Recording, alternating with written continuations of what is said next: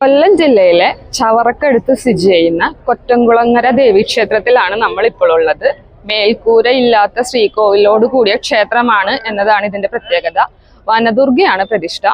എല്ലാ വർഷവും പുരുഷന്മാര് സ്ത്രീവേഷം കെട്ടി ചമയവിളക്കെടുക്കുന്ന ഒരു ചടങ്ങ് ഇവിടെ നടക്കും. മീനമാസം 10-11 തീയതിയാണ് ചടങ്ങ് നടക്കുന്നത്. ഇന്ന് അന്നേ ദിവസം നമ്മള് ചമയവിളക്ക് കാണാൻ വേണ്ടി വന്നിരിക്കുകയാണ്. നമുക്ക് കാണാം. ഇപ്പോൾ ക്ഷേത്രം നിൽക്കുന്നിടം പണ്ട് തിങ്ങി നിറഞ്ഞ കാടായിരുന്നു.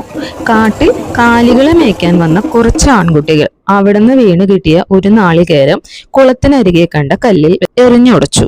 അതേ തുടർന്ന് കല്ലിൽ നിന്നും നിർത്താതെ രക്തപ്രവാഹമുണ്ടായി.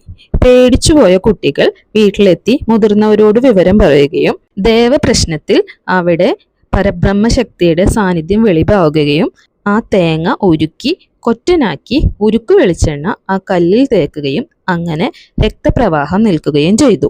കൊറ്റൻ നിവേദ്യമായി കൊടുക്കുന്ന കുളത്തിനരികിലെ ക്ഷേത്രം എന്ന നിലയിലാണ് കൊറ്റംകുളങ്ങര ദേവീക്ഷേത്രം എന്ന പേര് വന്നത്.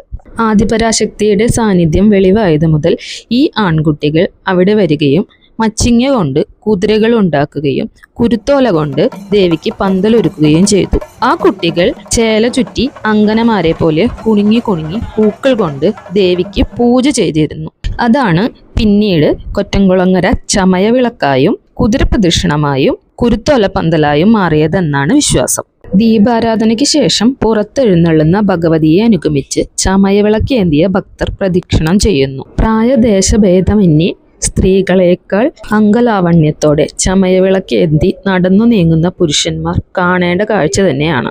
മേൽക്കൂര ഇല്ലാത്തതുകൊണ്ട് തന്നെ ശ്രീകോവിലിൽ മഴയും വെയിലും അടക്കമുള്ള പ്രകൃതി പ്രതിഭാസങ്ങളെ ഏറ്റുവാങ്ങി വനദുർഗാ ഭാവത്തിലുള്ള ഭഗവതിയാണ് ഇവിടെ കൂടിയിരിക്കുന്നത്. ആഗ്രഹിച്ച് പ്രാർത്ഥിച്ചാൽ ദേവി നടത്തി തരാത്തത് ഒന്നും തന്നെ ഇല്ല എന്നാണ് ഭക്തരുടെ വിശ്വാസം. ഗണപതി, പരമശിവൻ, ശാസ്താവ്, നാഗരാജാവ്, യക്ഷിയമ്മ എന്നിവയാണ് മറ്റു ഉപദേവതകൾ.